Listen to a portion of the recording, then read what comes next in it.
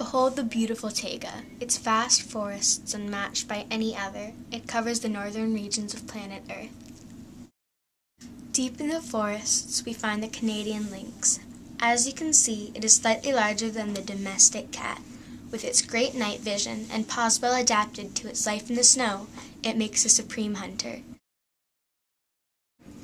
Its diet consists mostly of snowshoe hares. The lynxes are threatened by hunters, who selfishly destroy these beautiful creatures' lives for their warm fur and precious meat. When the snowshoe hare population went down in 1855 to 1925, the Canadian lynx had to adapt to this posing challenge by eating other creatures such as voles, fish, mice, and birds.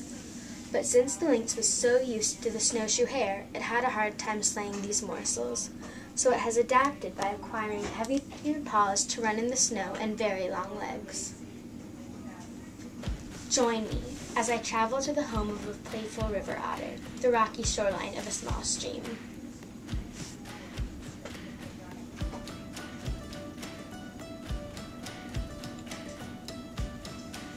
The river otter is 25 to 35 inches from the tip of the head to the base of the tail, and the tail is 16 to 18 inches long. Normally, they weigh around 10 to 33 pounds.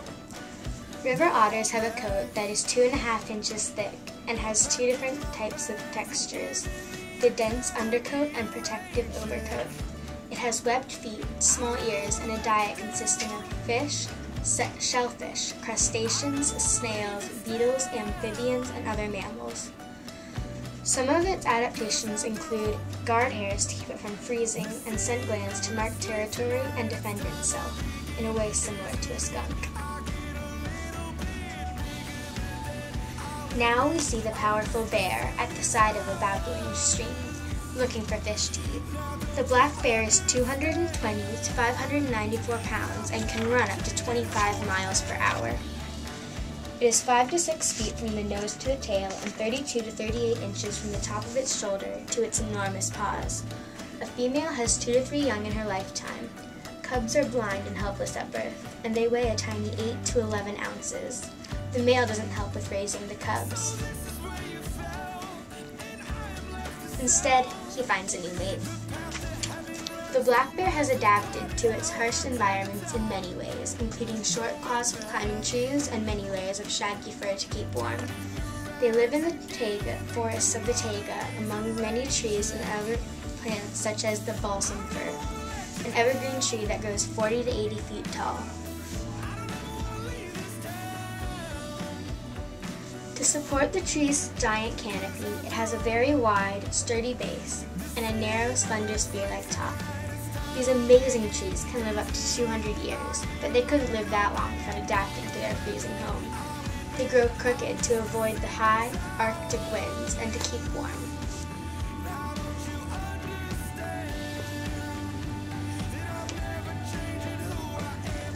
The paper birch is another tree that calls the taiga home. It has thin bark that peels in horizontal layers, much like a sycamore tree, which separates into paper-like sheets. The paper birch has small cone-like seeds. It grows in the deciduous forests of Canada and as far north as the tundra. The paper birch can grow in pairs or clusters, 60 to 80 feet tall. One of its adaptations are flexible branches which are unlikely to break under a load of snow. They lose their leaves in the winter, which reduces water loss and eliminates the need to protect soft leaf tissue. The dormant buds that remain are fairly watertight. They have papery bark that protects the inner wood from being damaged and from drying out. This bark contains resinous oils that make it durable and resistant to decay. The wood within the bark is hard and strong, so it won't break in the harsh winter winds of the taiga.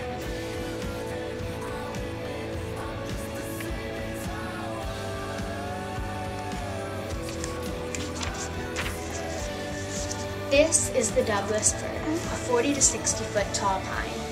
It is 15 to 20 feet wide and its needles have a soft, fine texture. Its cone-shaped seed capsules are 1 to 3 inches long from its bark, and its bark is so thick it's almost cork-like to avoid forest fires.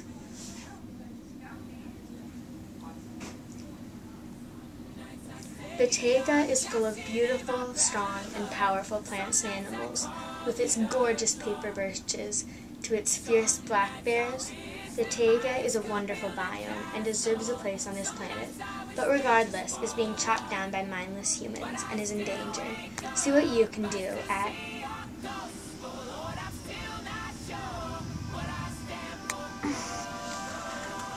Casty Wood.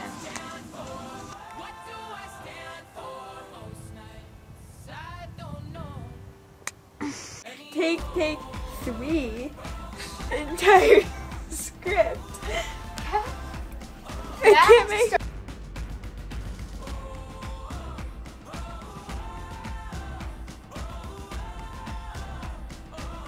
Just planet Earth. Cut.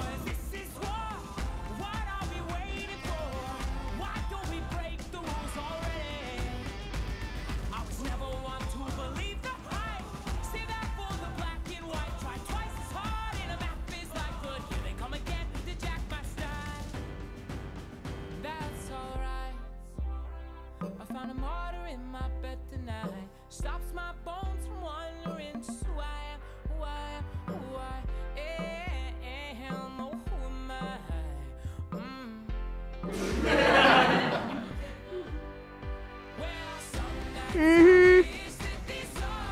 We're out. Ah! Okay, begin. Purple plate.